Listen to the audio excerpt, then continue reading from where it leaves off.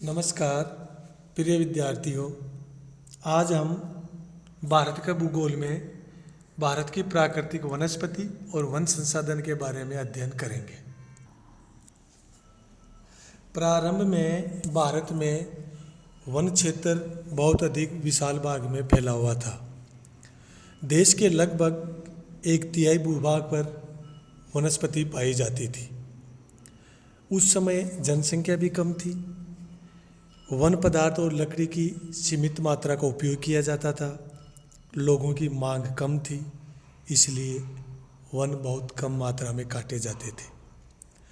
वनों में वन्य प्राणी स्वच्छंद भ्रमण करते थे। वन देवता की पूजा की जाती थी। मानव जीवन सुखी था। वृक्षों को काटने वालों को प्रशासन द्वारा कठोर दंड भी दिया जाता था। वृक्ष रोपने वाले व्यक्ति को समाज का आशीर्वाद मिलता था।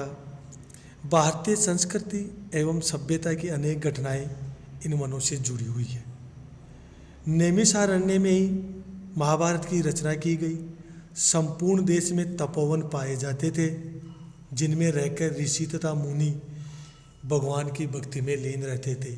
नंदनवन, दंडकारण्य, अशोक वन, पंचवटी, वृंदावन का अपना ही महत्व था। लेकिन स्वतंत्रता प्राप्ति के बाद भारत में वन और वनों की उपज की मांग बढ़ती गई, जिसके कारण इनकी मात्रा घटती गई। भारत में वनों की ऐसी दुर्दशा के लिए अनेक कारण उत्तरदायी है, जिनमें प्रमुख है कृषि के लिए भूमि की मांग। भारत में जैसे जैसे जनसंख्या बढ़ती गई, कृषि उत्पादन बढ़ाने की मांग भी बढ़ती गई और कृषि उत्पादन बढ़ाने के लिए वनीय क्षेत्र में वनों को काटकर कृषि भूमि का विस्तार किया गया, जिसके कारण वन क्षेत्र धीरे धीरे कम होते गए और वर्तमान परिस्थिति तक पहुंच गए। ब्रिटिश राज्यकाल में जब रेल मार्गों का विकास किया जाने लगा, तो स्लीपर आदि के लिए भी वनों की अंधाधुंध कटाई की गई। जहाज बनाने के लिए, घरेलू उपयोग के लिए, ईंधन की आवश्यकता पूर्ति करने के लिए भी वनों को काटा गया। 19वीं शताब्दी के मध्य तक इतने वन काटे जा चुके थे कि अधिकांश क्षेत्र वन रहित हो गया था। वनों में पशुओं की अनियंत्रित चराई भी वन विनाश का एक प्रमुख कारण है। पशु कोमल टहनियों को खाते हैं, जिससे वृक्षों की जल ग्रहण करने की क्षमता भी नष्ट हो जाती है। ये अपने खुरों से वृक्षों की जड़ों को भी ढीला कर देते हैं, जिससे धीरे धीरे मिट्टी का अपरदन होता रहता है और वृक्ष की जड़ें निकल जाने के कारण वृक्ष धीरे धीरे नष्ट प्राय हो जाते हैं। वृक्षों में अनेक प्रकार की बीमारियां भी पाई जाती है। कई कीड़े भी हैं जो अंदर ही अंदर वनों को खोखला करते रहते हैं और धीरे धीरे वन नष्ट हो जाते हैं। कभी कभी वन क्षेत्रों में दावाग्नि फैल जाने से भी बहुत विस्तृत भाग नष्ट हो जाता है, जैसे विश्व में अमेजन बेसिन और ऑस्ट्रेलिया के वनों में लगी आग। आदिवासियों द्वारा स्थानांतरित कृषि भी वनों के विनाश का एक प्रमुख कारण है। स्थानांतरित कृषि में कृषि के विस्तार के लिए या कृषि करने के लिए वनों को काटा जाता है। 1-2 साल वहाँ पर कृषि करने के बाद जब दोबारा से वृक्ष उगने लगते हैं, तो फिर ये आदिवासी जनसंख्या दूसरे क्षेत्र में वनों को काट कर कृषि करती है, जिसके कारण भी वन क्षेत्र भारत में कम होता जा रहा है। सरकारी नियमों की आड़, सत्ता का दुरुपयोग, नगरों की लकड़ी की बढ़ती मांग, उच्च वर्ग का शिकार के प्रति बढ़ता मोह, राजमार्ग निर्माण, बड़ी बड़ी सिंचाई परियोजनाएं, औद्योगिक विकास आदि के कारण भी वनों को काटा जा रहा है, जिसके कारण वन क्षेत्र धीरे धीरे घटता जा रहा है। भारत के ग्रामीण क्षेत्र में वर्तमान समय तक भी इस विकसित अवस्था में भी अभी तक ईंधन के लिए लकड़ी का उपयोग किया जाता है। गैस या चूल्हों का इतना विस्तार नहीं हुआ है, जिसके कारण ग्रामीण क्षेत्र में ईंधन के लिए वनों को काटा जा रहा है। इमारती एवं फर्नीचर की लकड़ी की आवश्यकता की पूर्ति के लिए भी सागवान, शीशम, साल, आबनूस आदि वृक्षों की कटाई की जा रही है। परिवहन मार्गों के विकास, खनिजों की खुदाई, विशाल बांध आदि विकास के कार्यों के लिए भी वनों को काटा जा रहा है और इन वनों के काटने के कारण कई प्रकार के हानियां या विनाश हो रहा है। जैसे वनों का देश की जलवायु पर गहरा प्रभाव पड़ता है। हिमालय प्रदेश में शिवालिक पर्वतमाला के डालों पर लगे हुए वनों को नष्ट कर दिए जाने के कारण वहाँ की जलवायु शुष्क और भूमि अनुपजाऊ बनती जा रही है। यह क्षेत्र पहले सघन वनीय क्षेत्र था तथा मिट्टी भी उपजाऊ थी, जहाँ सीढ़ी नुमा खेत बनाकर कृषि की जाती थी। लेकिन वनों की कटाई के कारण ये शुष्क क्षेत्र अनुपजाऊ भूमि में परिवर्तित हो गया है। वनों के कट जाने के कारण वर्षा की मात्रा में भी कमी आती है। भूमि का जल अधिक मात्रा में बह जाता है, वाष्प बनकर उड़ जाता है। इस प्रकार से वनों की मात्रा कम होने के कारण धीरे धीरे वर्षा की मात्रा भी कम होती जाती है। पर्वतीय डालों के वन काटे जाने से नदियों का प्रवाह तेज हो जाता है, जिससे मिट्टी का अपरदन भी तेजी से होता है। बाढ़ का प्रकोप बढ़ जाता है। नदियों के तटवर्ती गांवों में अपार जनधन की हानि होती है। वनों की कमी से ग्रामीणों को ईंधन के लिए लकड़ियां कम मिलती है। इसके कारण उन्हें गोबर रूपी खाद के उपले बनाकर जलाना पड़ता है, जिससे खेतों को उचित खाद प्राप्त नहीं हो पाता है। मिट्टी की प्राकृतिक उत्पादकता घटती जाती है। पश्चिमी घाट में जो ढाल है उनके ऊपर चाय, रबड़, कहवा, इलायची की फसलें पैदा की जाती है, जिसके कारण वनों का क्षेत्रफल घटता जा रहा है, क्योंकि वनों को काटकर उस स्थान पर ये व्यावसायिक कृषि की जाने लगी है। वनों के कट जाने के कारण पशुओं के लिए चारे की भी कमी हो जाती है।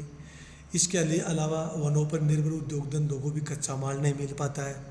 ये इतनी हानियाँ होती है वनों की कमी के कारण, जिसके लिए सबसे सही और सरल उपाय है पेड़ पौधे लगाना।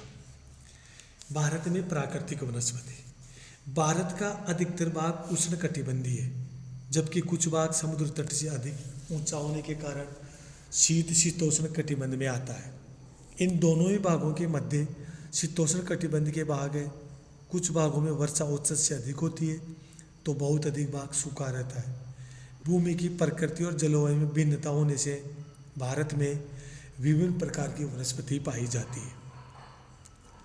प्राकृतिक वनस्पति झाड़ियाँ, घास के मैदान अथवा जंगलों का रूप ले लेती है।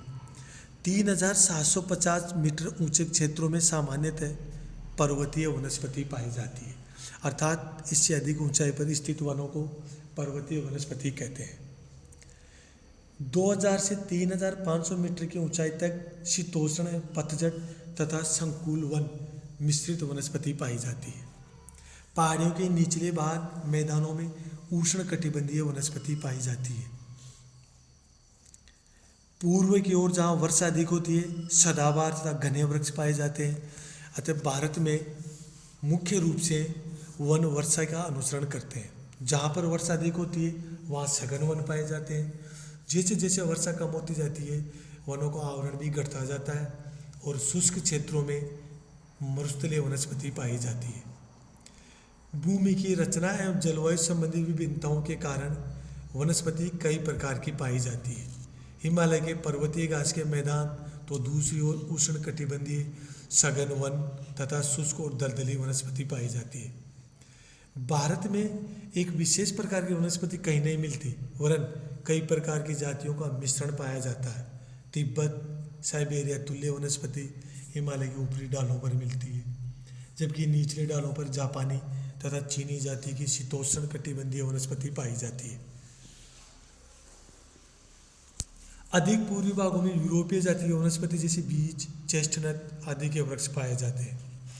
ये भारत का मैप के द्वारा भारत में पाए जाने वाले विभिन्न प्रकार के वनों का वितरण बता रखा है, जहाँ बहुत घने वन, कम घने वन, खुले वन, झाड़ी, वन विहीन, इस प्रकार से अलग अलग भागों में बांट रखा है। अधिकांश क्षेत्र में 4 प्रकार की वनस्पति पाई जाती है। हिमालय में रोडोडेंड्रम, पश्चिम में चीड़, दक्षिणी भारत में बांस और राजस्थान के मरुस्थलीय क्षेत्र में शुष्क झाड़ियाँ। वस्तुतः वर्षा की मात्रा के अनुसार 4 प्रकार की वनस्पतियाँ भारत में पाई जाती हैं। जहाँ वर्षा की मात्रा 200 सेंटीमीटर से अधिक होती है वहाँ वर्ष भर हरे भरे रहने वाले चौड़ी पत्ती के वन पाए जाते हैं। ये विश्वतरीय वनों के अनुरूप होते हैं जिनमें लताएं, गुल्म, झाड़ियाँ, रबर, महोगनी, सिनकोना, घटापार, चांतार। भारत के जिन क्षेत्रों में 100 से 200 सेंटीमीटर तक वर्षा होती है वहाँ चौड़ी पत्तियाँ ग्रीष्म ऋतु में सूख जाती हैं, किंतु वर्षा के पूरी तरह आरंभ होने से कुछ ही पहले इनमें फूल और पत्तियाँ निकल आती हैं। यहाँ मुख्य रूप से साल, सागवान, रोजवुड, पाइन आदि के वृक्ष पाए जाते हैं। इसके अतिरिक्त जहाँ भारत में 50 से 100 सेंटीमीटर वार्षिक वर्षा होती है वहाँ कंटीली झाड़ियाँ, छोटे वृक्ष वाले वन पाए जाते हैं जिनमें मुख्य रूप से बबूल, खेजड़ा, प्रोसोपिस आदि झाड़ियाँ मिलती हैं। जहाँ 50 सेंटीमीटर से कम वर्षा होती है वहाँ अर्ध मरुस्थलीय और मरुस्थलीय वनस्पति पाई जाती है।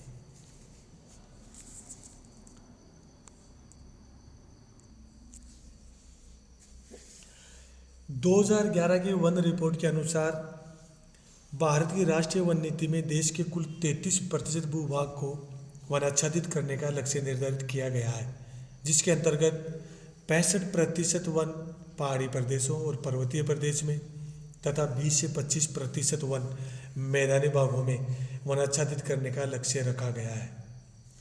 भारत की पहली वन स्थिति रिपोर्ट 1987 में जारी हुई थी। इस श्रृंखला की 12वीं भारत वन स्थिति रिपोर्ट 2011 मार्च 2011 में प्रकाशित हुई थी, जो अक्टूबर 2008 से मार्च 2009 तक के उपग्रह के द्वारा एकत्रित आंकड़ों के आधार पर है। भारतीय परिस्थितियों के संदर्भ में अक्टूबर-दिसंबर का समय वनावरण मानचित्र संबंधी उपग्रह आंकड़ों को प्राप्त करने के लिए सर्वाधिक उपयुक्त रहता है, क्योंकि इस समय में आकाश मेघ मुक्त एवं बादल रहित रहता है। भारत वन स्थिति रिपोर्ट 2011 के अनुसार देश में वनाच्छादित क्षेत्र 6,92,027 वर्ग किलोमीटर है, जो देश के कुल भूभाग का 21.05% है, जिसमें अति सघन वन 83,471 वर्ग किलोमीटर, कुल भौगोलिक क्षेत्र का 2.54%, मध्यम सघन वन क्षेत्र 3,20,736 वर्ग किलोमीटर, कुल वन क्षेत्र का 9.76% और खुले वन 2,87,820 वर्ग किलोमीटर, कुल वन क्षेत्र का 8.75%। कुल वन एवं वृक्षावरण 78.29 मिलियन हेक्टेयर पर है, 7,82,900 वर्ग किलोमीटर पर, जो कि देश के कुल भौगोलिक क्षेत्र का 23.81% भाग है।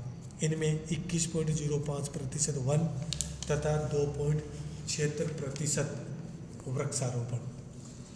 यदि 4,000 मीटर ऊंचाई स्तर के ऊपर के क्षेत्र को हटा दिया जाए तो वन और वृक्षारोपण का क्षेत्र कुल भौगोलिक क्षेत्र का 25.22% है। पिछले आकलन की तुलना में वर्तमान में पर्वतीय और जनजातीय जिलों में वनाच्छादित क्षेत्र में क्रमशः 548 वर्ग किलोमीटर और 679 वर्ग किलोमीटर क्षेत्र की कमी आई है, यानी कि इन क्षेत्रों में वन क्षेत्र घटा है पर्वतीय और जनजातीय क्षेत्रों में। देश के लगभग 1/4 वन क्षेत्र वाले देश के उत्तरी पूर्वी राज्यों में भी वन क्षेत्र में 549 वर्ग किलोमीटर की कमी आई है। इस क्षेत्र में भी पहले सघन वन पाए जाते थे, लेकिन वर्तमान में यहाँ पर भी वनों की अंधाधुंध कटाई के कारण वन क्षेत्र घटता जा रहा है। देश में मैनग्रोव क्षेत्र में 23.44 वर्ग किलोमीटर की वृद्धि हुई है और वर्तमान में ये क्षेत्र 4,622 वर्ग किलोमीटर है। बांस उगाने वाले क्षेत्र का कुल अनुमान 13.96 मिलियन हेक्टेयर है। देश के वनों में कुल कार्बन स्टॉक 6,663 मिलियन टन अनुमानित किया गया है। देश में घर निर्माण, फर्नीचर निर्माण, कृषि उपकरणों में लकड़ी का वार्षिक उपयोग 48 मिलियन क्यूबिक मीटर है। अर्थात भारत में वन क्षेत्र औद्योगिक विकास, राष्ट्रीय राजमार्ग, घरेलू उपयोग, कृषि का विस्तार, बड़ी बड़ी परियोजनाओं का निर्माण आदि के कारण धीरे धीरे घटता जा रहा है। लेकिन विगत कुछ वर्षों में केंद्र सरकार और विभिन्न राज्यों की सरकारों के द्वारा सामाजिक वानिकी कार्यक्रम, कृषि वानिकी कार्यक्रम आदि के द्वारा वन क्षेत्र का विस्तार हो रहा है।